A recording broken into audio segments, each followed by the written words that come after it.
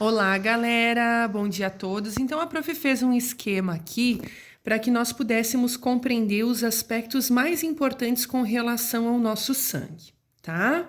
Então, olhando aqui, nós precisamos saber inicialmente qual a origem do nosso sangue. Então, o nosso sangue, podem até ir completando do ladinho no caderno de vocês, ele tem origem na medula óssea, ou seja, nos nossos ossos longos. Então, na parte interna das nossas costelas, do fêmur e etc, tá?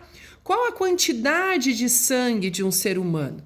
Bom, isso varia em torno de 5 a 6 litros. Normalmente os homens possuem uma quantidade de sangue maior do que as mulheres, certo? Quais as principais funções do sangue? Aqui é importante dizer que a principal função do sangue é transportar substâncias. Prof, que substâncias são essas? Então vamos começar lá com um esquema, como se fosse o nosso mapa mental, tá? Então, primeiro transporte de gases, né? Vamos colocar aqui oxigênio e vamos colocar o gás carbônico também, os dois principais, tá? Então, a minha mão precisa mexer. Para isso, precisa acontecer a respiração celular para que eu possa executar esse movimento. Tem que chegar oxigênio até a ponta dos meus dedos para que eles se movam. Quem faz isso? O transporte do oxigênio através do sangue. Nós sabemos também que o nosso organismo, ele produz gás carbônico, que precisa ser retirado pelos nossos pulmões através da nossa expiração. Quem vai fazer isso, essa retirada e essa condução até os pulmões, também é o nosso sangue. Outra substância importante que ele transporta são nossas células. Que células são essas? Aí vocês podem colocar no ladinho aqui as hemácias, os leucócitos. Vamos supor que me deu uma dor de dente, eu preciso combater uma inflamação dentária. Quem vai chegar lá nessas células que estão inflamadas? O sangue, que vai transportar os leucócitos que vão atuar na nossa defesa, ok? Outra substância, os nutrientes. A prof falou que para a mão movimentar e para as nossas funções todas, nós precisamos de nutrientes. Acho que eu vou pôr até aqui entre parênteses a glicose, que a gente conhece também como ATP, né? Essa glicose tem que sair lá do nosso intestino delgado, passar pelas paredes e chegar a cada uma das nossas célulazinhas para fornecer energia, certo? Todos os nutrientes são transportados pelo sangue.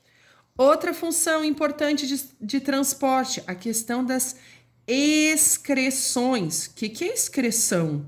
É colocar para fora aquilo que não me interessa. Então, todas as substâncias que fazem mal ao nosso organismo, nós podemos citar o ácido úrico, por exemplo, tudo isso é transportado pelo sangue, vai até lá os nossos rins, os rins fazem a filtração, e nós vamos lá fazer xixi, vamos urinar, vamos eliminar essas substâncias. Quem fez o transporte? De novo, o sangue. E por último, nós podemos citar também o transporte dos hormônios, que nós vamos estudar mais adiante. Nós temos inúmeras glândulas, a hipófise, as suprarrenais, o pâncreas, todos esses vão estar associados à produção de hormônios que precisam ser transportados, às vezes até de um órgão para o outro. A hipófise vai coordenar, por exemplo, a produção da insulina, que vai acontecer lá no pâncreas. Quem faz o transporte de novo? O sangue. Então, o nosso sangue é muito, muito, muito importante. Desse ladinho de cá, a prof está começando a organizar então um esquema para a gente compreender como é a composição do nosso sangue. Essencialmente, ele tem duas partes. A parte plasmática, né, que é do plasma, que essa aqui é mais amareladinha. A prof fez o desenho de um tubinho de ensaio aqui, ó. Então, a parte mais líquida do nosso sangue, vamos colocar aqui do lado do plasma, que é a parte líquida, certo? E existe uma parte que depois de feita a centrifugação, que a gente chama desse tubinho, é a parte mais sólida dos elementos figurados. Quem são esses elementos figurados? As hemácias, os leucócitos, as plaquetas, certo? Então, se nós formos ver num ser humano adulto, aqui eu vou ter mais ou menos de plasma, em torno de 56% do nosso sangue vai ser plasma. E apenas 44%, que é uma porção menor, né? Que nós vamos ter de todas as outras células que nós vamos estudar mais adiante, que vão estar nessa parte vermelha.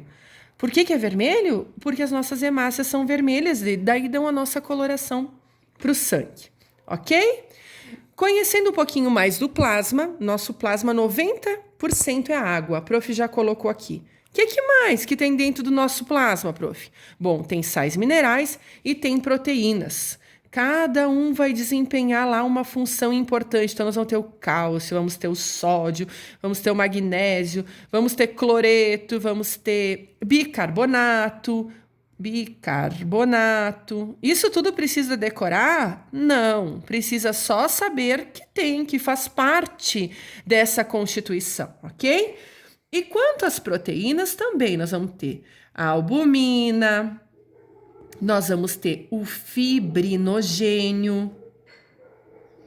Aqui sim é importante que a gente saiba que dentro desse plasma, por exemplo, o que o fibrinogênio faz? Que proteína que é essa? Olha, lembra a fibra, né? Fibrinogênio, ele vai formar como se fosse telinhas junto com as plaquetas para fazer a nossa coagulação. Quando a gente vai fazer uma cirurgia ou quando se machuca, se corta, ele tem uma função importante. Outra classificação de proteínas muito importante são as imunoglobulinas, que nós estudamos em imunologia, um semestre inteiro só sobre essa.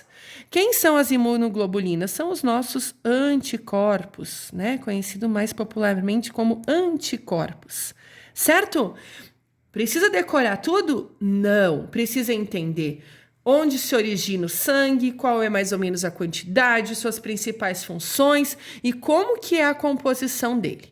Agora, na nossa próxima aula, nós vamos ver essa parte vermelha do sangue. Falou, galerinha? Façam os seus esqueminhas e continuem estudando.